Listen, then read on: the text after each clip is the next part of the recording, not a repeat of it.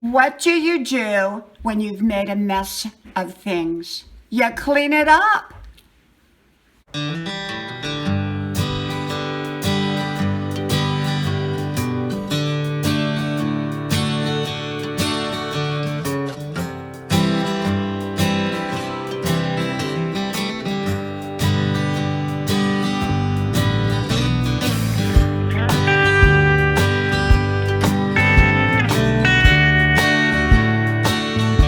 When you have made a mess of things.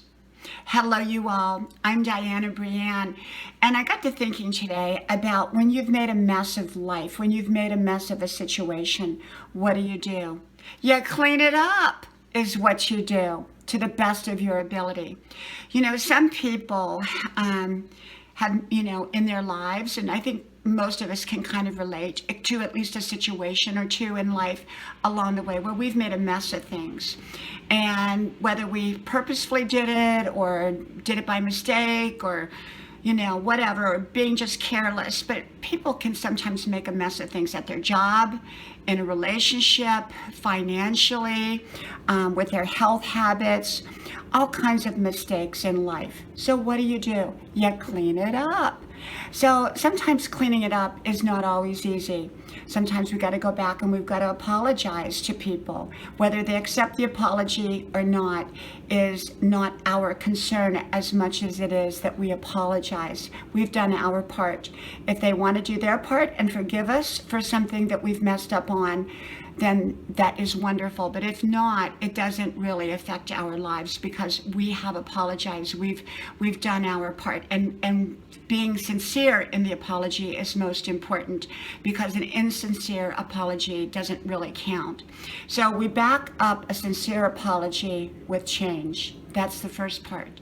And so when we make change, it can be a process, a journey in and of itself to correct a situation that we've messed up in. Sometimes we can't fully correct it. Sometimes we can't take back the words that we said, or we can't take back what happened or what was, what we did.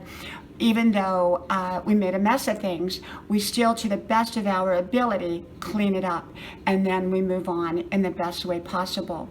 Perhaps we'll move on in the same situation and we'll do well. Perhaps we won't be able to move on in the same situation, and the situation that we move on has to change. And, that can be the result of having messed up in life. I mean, if we messed up on a job and didn't show up on time and we're sloppy at our work and we got fired, there might not be a lot that we can do about getting that job back, even though we may have apologized. And so sometimes we have to move on and find a new job and have learned from our mistakes.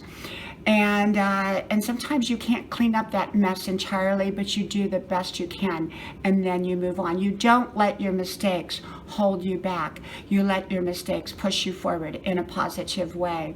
And so what happens if a mistake kind of travels along with you in life? And sometimes that does. Some people make big enough mistakes that, well, they can't get out of that mistake entirely. They clean their life up, they've changed, they're moving forward, and yet they carry what they did with them in some way. Well, if that happens, we have to remember that God will meet us right where we are at. And sometimes our original purpose has changed, and now we have a new purpose, a new purpose in life that sort of is a result of that mistake. And we go forward with that. And a lot of times people will learn from a mistake and then they will share and teach it to others so that they don't make the mistake, or they can comfort a person who has made the mistake and let them know that they're not alone in what they did. People do make mistakes and people do mess up in life. It's just a reality of life. The important thing is to sincerely apologize, release it, clean it up, and move forward in the most positive way, whether you're moving forward in that situation or whether you have to create an entirely new situation to move forward in. But do clean up your mess, and don't expect other people to clean it up for you. That's part of the healing process, and that's part of the, kind of making amends process, is that we clean it up ourselves, because we never really learn if other people clean it up for us. From my house to yours, may God bless you, and I hope to talk to you soon again. Bye-bye.